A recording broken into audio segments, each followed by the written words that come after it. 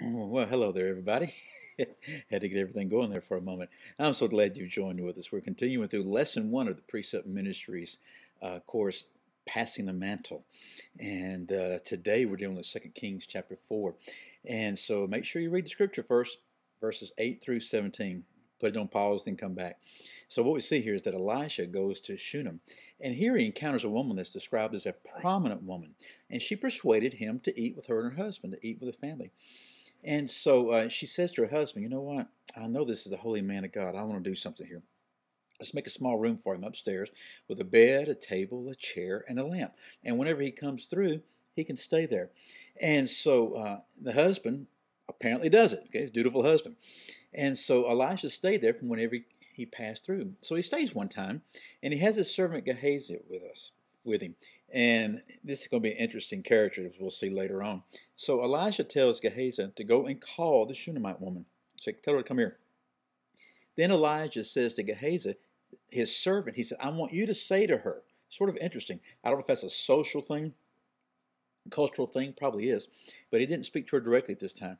And so he said, just find out what we can do for you. And so that might have been part of it also. Instead of the big man coming, the prophet asking, the servant says, what can we do for you? Can we speak to the king? Can we speak to the commander of the army? So you see some things here about Elisha, the prominence that he had. Her response I love.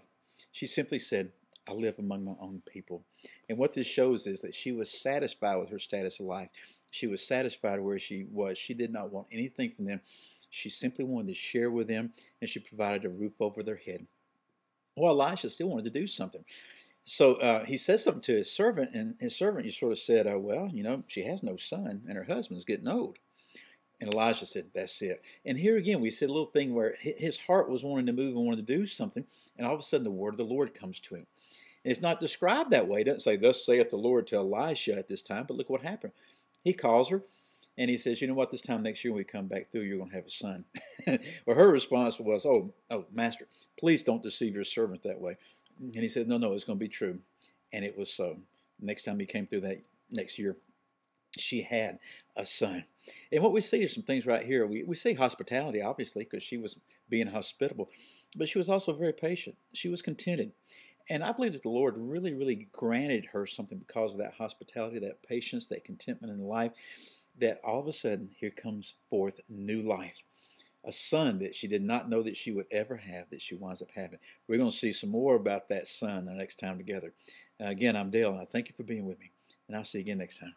Bye-bye.